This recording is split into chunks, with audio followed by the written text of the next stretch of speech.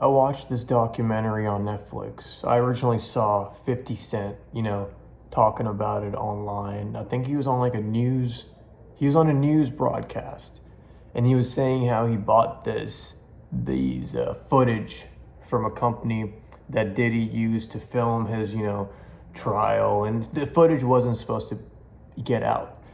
So 50 Cent bought the footage, made this documentary, and I am halfway done with it. I'm having some realizations.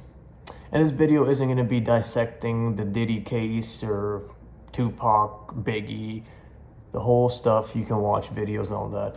This made me realize a deep, deep truth about this reality that we live in.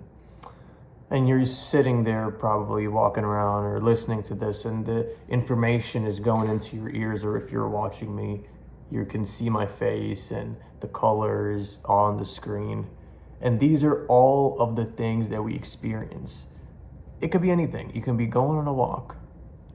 We get so enthralled and pulled into our day-to-day experience that we get hypnotized. And a lot of people don't believe in hypnosis or going to hypnotherapy, or even if you've ever been to you have a field trip after prom, the school organizes a local hypnotist to come by and do a little show, and you see your friends over the years behave in awkward, weird ways, and you're like, this person would never do this behavior. They would never make a fool of themselves like this or say these things. I know this person wouldn't fall for the trick. He's gonna call it out. He's gonna be like, oh, this is fake. This is what, it's not working on me, is what I expected. But when you see someone believe Kim Kardashian is standing in front of them, or whoever they have a crush on at that age, at that young age of high school that we were in, my belief about what is real and what we feel started to, your beliefs don't really break immediately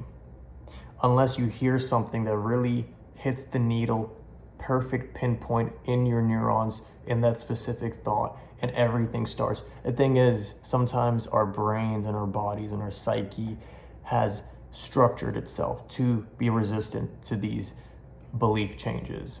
The society that we live in encourages you to believe certain things so you can live and provide energy into this capitalistic system that we live in, and to help keep it going. Whether it's good or bad is beyond the normal person's comprehension. But one thing, these realizations that started to happen in my head as I'm watching, stuff about Jeffrey Epstein, secret societies, stuff that seems like conspiracy nonsense, no reason to even look into it, because the people that are shown to us online seem like they're crazy. We see two extremes of both sides of the left and right, even though most people think and want the same thing. These larger entities want us to fight each other. Like, I'm not saying this, but allegedly, if the government or whoever is in power, the elites, I wouldn't say it's the government that we see. We can look up these politicians. I wouldn't say those are the people in charge, but there's a higher level. And I can make other videos. I've been just, learning about geopolitics through watching predictive history videos, and doing Wikipedia is actually pretty interesting. Obviously, check your sources, this and that, but you can learn a lot about something by just searching up, asking the right questions. And I asked the right questions to myself while watching this documentary, and it made me realize that there's this concept called going meta. When you step out of the game that you're playing, when you learn the outer rules of chess rather than just being so involved in what's the next move I should do, then stepping out and seeing the board from a different perspective, seeing the board as a game itself that needs to be played and can be manipulated to be in your favor or in your advantage, whatever that may be, whatever game you're playing. If this is you and this is another team, there's a way you can destroy this team without using your own resources, by propaganda, creating self-destruction in this community by itself. Whether that's rappers who have power and influence, that have little kids, grown young adults listening to these rappers and emulating what they behave and how they behave and what they do. Consumerism, you should buy Louis Vuitton bags. Every song I tried to freestyle the other day, a nice beat was going on, and the only thing that would come to my head were 762, bullet holes, stripper money. Like, I'm making vague descriptions of words and sentences that are said in music, but you can kind of break down most popular songs with drugs, money, women, extortion, hurting people, violence, heartbreak, self-harm, very destructive things. And it's very hard to believe, because sometimes beliefs take years, takes repetition of hearing and understanding certain things, and how these biases that we have prevent us from seeing what is actually going on. And watching this documentary, and it's not just this documentary, it's watching what's actually been going on in this world for thousands of years, watching, learning, and studying history, how certain events, and then you realize this history that I'm learning, it was written by people in power. And not to put a blanket statement that people in power are just white men with, wigs on. It's deeper than that. Usually these people in power never even meet up in they'll have secret meetings, this and that, but it's not like how they show in the movies. Whatever they show you in the movies is what they want you to believe is happening.